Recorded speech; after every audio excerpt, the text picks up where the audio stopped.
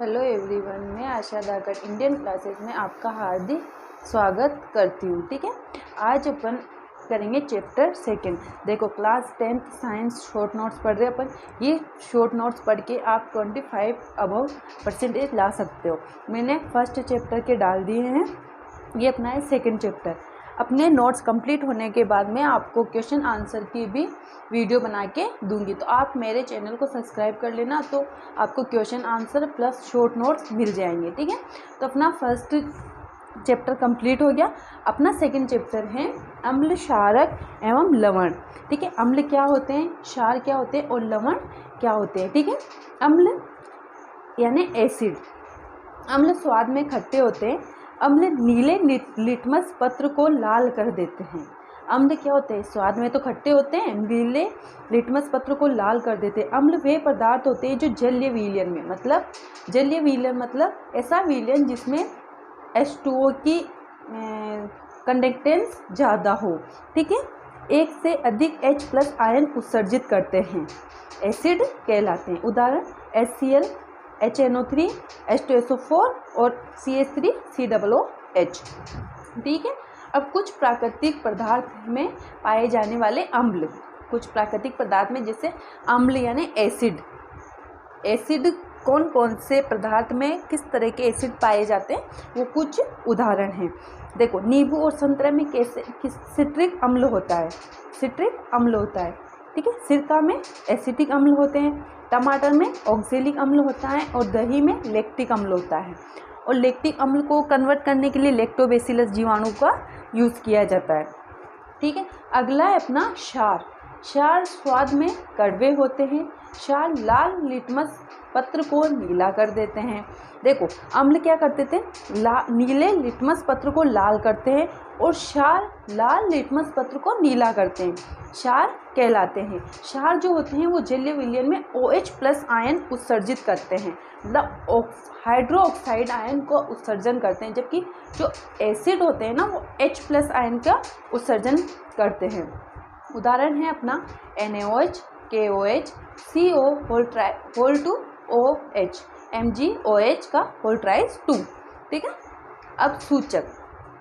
सूचक क्या होते हैं, ऐसे पदार्थ जो विलयन में अम्ल एवं क्षार की उपस्थिति को रंग परिवर्तन द्वारा या गंध परिवर्तन के द्वारा सूचित करते हैं। मतलब सूचक वो चीज़ होती है, जैसे कोई विलयन है ना, तो अपन उसमें कैसे पता लगाएंगे कि इसमें क्षार उपस्थित है या अम्ल उपस्थित है।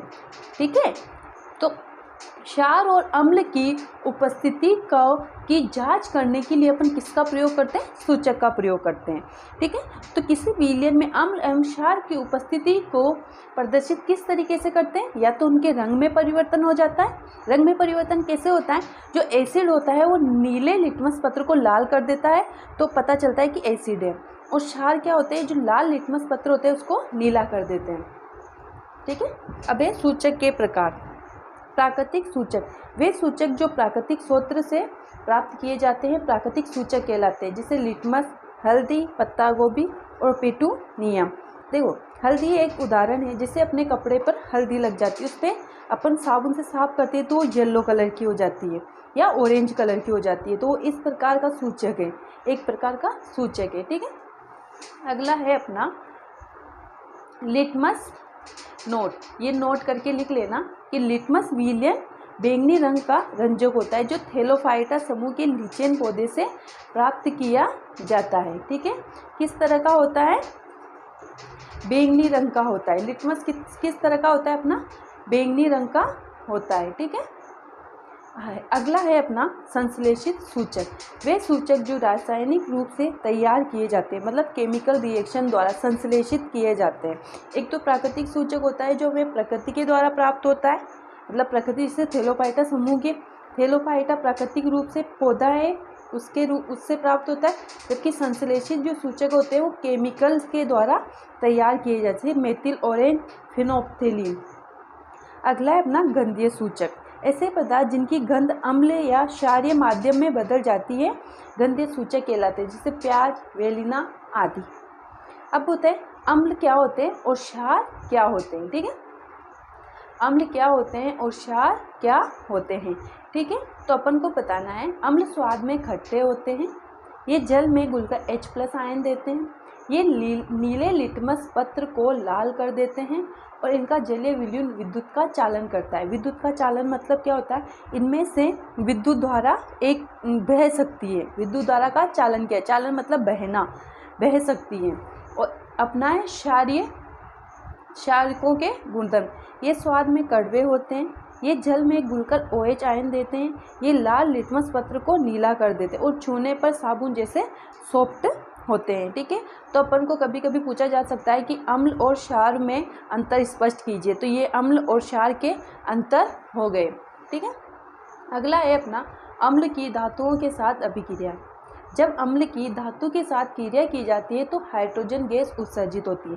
कोई धातु है तनु अम्ल मतलब HCl। ठीक है, तनु अम्ल का मतलब होता है HCl। Zn+H2SO4 क्रिया करके ZnSO4 बनाएगा और H2 मतलब हाइड्रोजन गैस का रिलीज हो जाएगा। Fe+2HCl मिलकर FeCl2 प्लस हाइड्रोजन गैस का विस्थापन हो जाएगा। उसी प्रकार जैसे अपन ने अम्ल की क्रिया क्षारकों से करवाई है, उसी प्रकार क्षारकों की क्रिया धातुओं से करवाएंगे। जब क्षारकों की क्रिया धातुओं के साथ की जाती है तो हाइड्रोजन गैस उत्सर्जित होती है। इसमें भी उसी प्रकार क्षार की क्रिया धातु के साथ की जाती है तो धातु ऑक्साइड बनके हाइड्रोजन गैस का उत्सर्जन होता है। अगली है अपनी धातु कार्बोनेट की अम्ल के साथ क्रिया। ठीक है, धातु क्या बोल रहे हैं अपन, मेटल। जो मेटल होते हैं ना उसको हिंदी में बोलते हैं धातु। सभी धातु कार्बोनेट अम्ल के साथ अभिक्रिया करके संगत लवण CO2M H2O बनाते। CO2 मतलब कार्बन डाइऑक्साइड और H2O जल बनाते। धातु कार्बोनेट किससे क्रिया करके, अम्ल से, लवण प्लस H2O प्लस O2 बनाते हैं। उदाहरण CaCO2 प्लस 2HCl, तो CaCl2 plus CO2 plus H2O, Na2CO3 plus 2HCl, तो 2NaCl plus CO2 plus H2O।